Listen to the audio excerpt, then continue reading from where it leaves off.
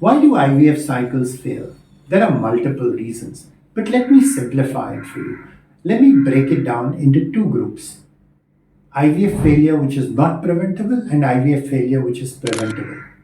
Now, IVF failure, which is not preventable, there's very little anyone can do about it because there's no actionable information based on that. Because the fact of the matter is that human reproduction is not very efficient, that most couples, even fertile couples, will not get pregnant every month they have sex because most embryos will have genetic abnormalities which we cannot screen for, test for, examine no matter what.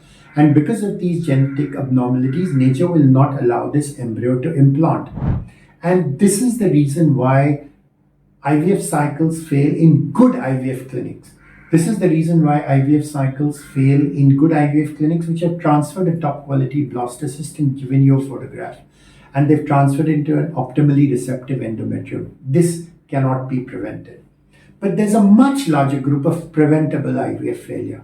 These are clinics which aren't very good, which transfer day 3 embryos, which transfer poor quality embryos, which don't even bother to give photographs of embryos to their patients. So patients don't even know whether the embryo was of good quality or not. They hide all the information, they're opaque. And obviously the only reason they hide information is because they have no confidence in what they're doing and they don't want to share the truth with the patient. So all these are red flags.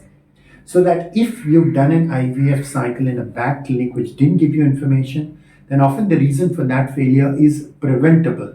And therefore, what you can do is that you can find a better clinic. And in a way, that's good news because if you find a good clinic which puts a top quality blastocyst bag in a receptive endometrium and gives you embryo photographs, your chance of getting pregnant are going to improve dramatically.